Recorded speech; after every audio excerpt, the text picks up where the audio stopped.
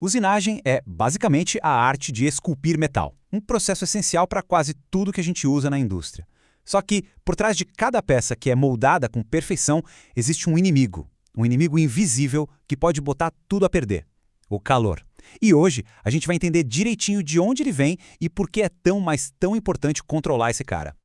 E para guiar nossa análise, vamos fazer o seguinte: vamos resolver juntos uma questão de concurso, uma questão que vai direto ao ponto. A pergunta é simples, mas a resposta diz muito sobre o processo.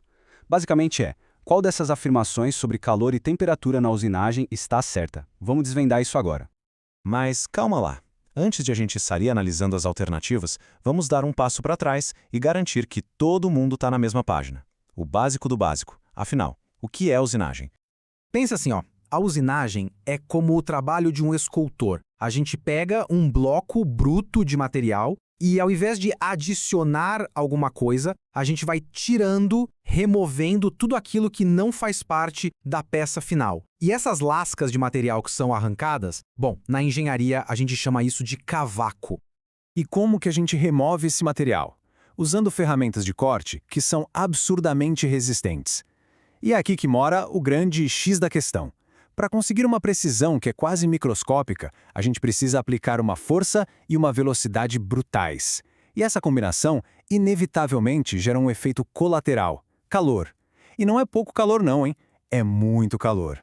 Pois é, esse calor é o grande vilão da história. Ele distorce o material, ele desgasta a ferramenta, ele compromete o resultado final. Dominar a temperatura é, sem dúvida, o segredo para chegar na perfeição. E é por isso que aquela nossa pergunta inicial é tão importante. Ok? Agora que a gente já relembrou o básico, vamos voltar para a nossa questão. A estratégia aqui vai ser a mais clássica e eficiente. Vamos eliminar as alternativas erradas, uma por uma, até a gente chegar na verdade. Então, vamos lá. A primeira afirmação diz que se a gente aumentar a velocidade de corte, a temperatura vai diminuir. Pensa um pouco, isso soa meio estranho, né? Mais velocidade, mais rápido, deveria gerar menos calor? Vamos ver o que a física nos diz sobre isso. E, de fato, a intuição estava certíssima. É exatamente o oposto. Quanto maior a velocidade, mais atrito a gente tem, mais violenta é a deformação do material em menos tempo, e toda essa energia extra precisa ir para algum lugar, certo? E ela vai na forma de calor. Então, alternativa A pode riscar da lista, está eliminada. Beleza, vamos para a próxima. A alternativa B sugere uma coisa ainda mais, digamos, ousada: que o calor, na verdade, ajuda a controlar as dimensões da peça. Será mesmo que esquentar as coisas pode deixar elas mais precisas? Parece bem improvável. E é improvável porque, ao contrário, é só lembrar daquela aula de física lá do colégio. Os materiais dilatam com o calor. Se a peça e a ferramenta estão mudando de tamanho o tempo todo por causa da temperatura, como é que a gente vai garantir uma precisão de microns? Não dá, é impossível. O calor é o inimigo número 1 da precisão. Alternativa B, eliminada também. Certo? Vamos dar uma olhada na alternativa C. A lógica aqui é a seguinte: o calor amolece o material, aí fica mais fácil de cortar, e por consequência, a ferramenta dura mais. Essa aqui à primeira vista até parece que faz algum sentido. Mas será que a história é bem essa? Na verdade, essa lógica esquece um detalhe, um pequeno grande detalhe. A própria ferramenta também está sendo aquecida. As ferramentas de corte são feitas de materiais super resistentes, claro, mas até eles têm um limite. O calor extremo amolece o fio de corte, acelera o desgaste, basicamente ele derrete a ferramenta em nível microscópico. Ou seja, o calor destrói a ferramenta. Então a alternativa C também está fora. Bom, por eliminação, a gente chegou na resposta certa. Mas saber qual é a alternativa correta é só metade da história. A gente precisa entender o porquê. Afinal de contas, de onde vem a maior parte de todo esse calor? E aqui está a grande revelação. A principal fonte de calor não é o atrito da ferramenta deslizando na peça como muita gente pensa.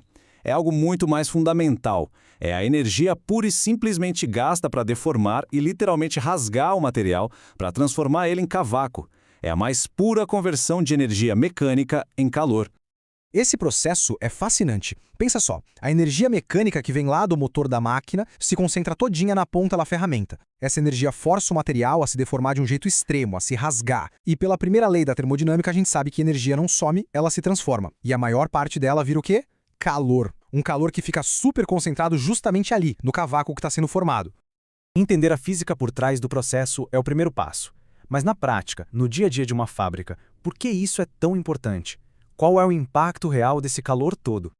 O impacto é direto no bolso e na qualidade do produto. Ferramenta que desgasta rápido custa dinheiro. Peça fora da medida vira sucata. Um acabamento ruim na superfície pode comprometer o funcionamento de todo um equipamento. E o pior, o calor pode até causar danos metalúrgicos, alterando as propriedades do material de um jeito que a gente nem vê, mas que pode ser bem perigoso. No fim das contas, controlar o calor é controlar o sucesso de toda operação de usinagem. Isso tudo nos leva a uma questão final, para a gente pensar no futuro. Conforme a gente cria materiais cada vez mais e mais resistentes para carros, aviões, implantes médicos, o desafio de cortar esses materiais e o calor gerado nesse processo só aumenta. A busca por novas ferramentas, por novos jeitos de refrigeração, por novas técnicas, é uma corrida que não tem linha de chegada. Porque dominar o calor não é só um desafio técnico, é a própria fronteira da inovação da manufatura.